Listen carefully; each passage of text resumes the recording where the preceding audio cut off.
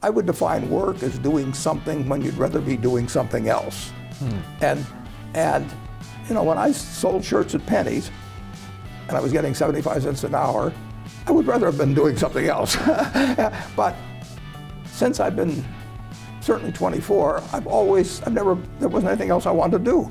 And I had everything I needed and life was wonderful. And I tell the students that, you know, you got to live. So you may take a job at first for some organization that you don't admire, or work for somebody you don't admire, but look for somebody you admire. Look for somebody where you're looking forward to working with them that day and doing something that you're looking forward to, that you'd do if you didn't need the money. And Charlie and I found that a long time ago. By far the best investment you can make is in yourself. I mean, for example, communication skills. I tell the students that come that they're going to graduate schools and business, and they're learning all these complicated formulas and all that.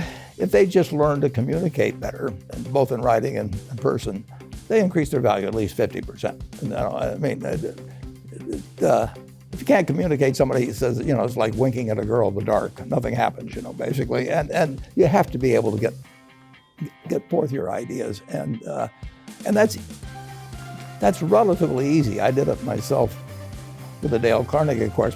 Some people wish I'd taken a shorter course now in terms of my talking later on, but it's just hugely important. And if you invest in yourself, nobody can take it away from you.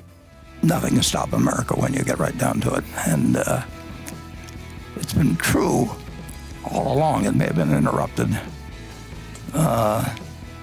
with the scariest of scenarios, when you had a war with one group of states fighting another group of states.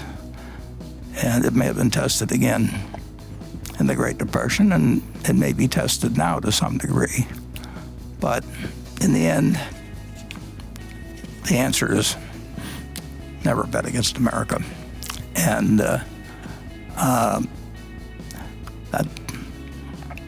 in my view, is as true today as it was in 1789, and even was true during the Civil War and the depths of the Depression. Fear is something I really never felt financially, but I don't think Charlie's felt it either. But some people can handle it psychologically. If you can't handle it psychologically, then you really shouldn't own stocks, because you're going to buy and sell them at the wrong time. And you should not count on somebody else telling you this. You should do something you understand yourself.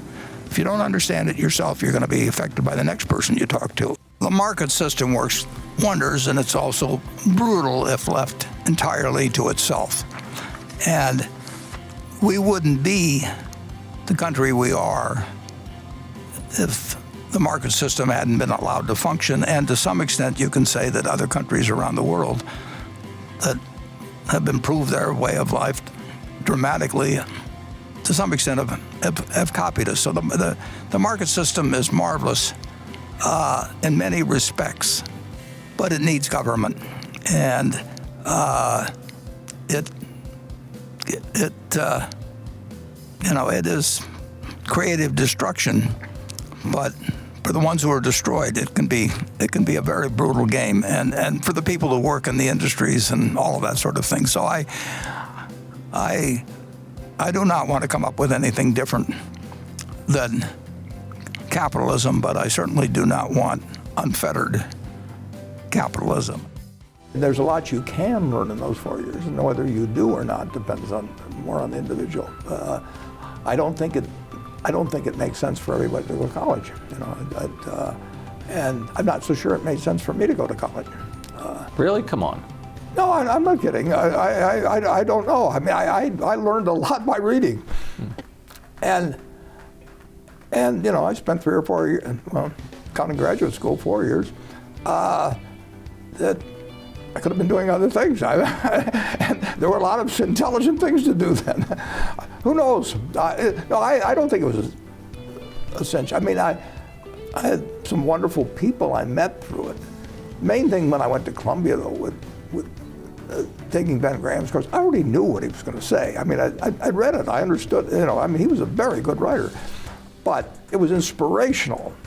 It was inspirational more than it was educational. I eat exactly what I like to eat. If I liked it on my 6th birthday, at my 6th birthday party when we had hot dogs and hamburgers and Coke and ice cream with chocolate, I still like it. And I don't care about anything subsequently. I discovered it all by the time I was 6. And if somebody offered me a deal when I was 20 and said, you're going to live 1 year longer, instead of living to 88, you'll live to 89 or whatever it may be, if you eat nothing but broccoli and Brussels sprouts and onions and all these things. I just said, I'll take the last year off. It probably won't be that good anyway. So I eat what I like to eat. I'm not venturesome in that area.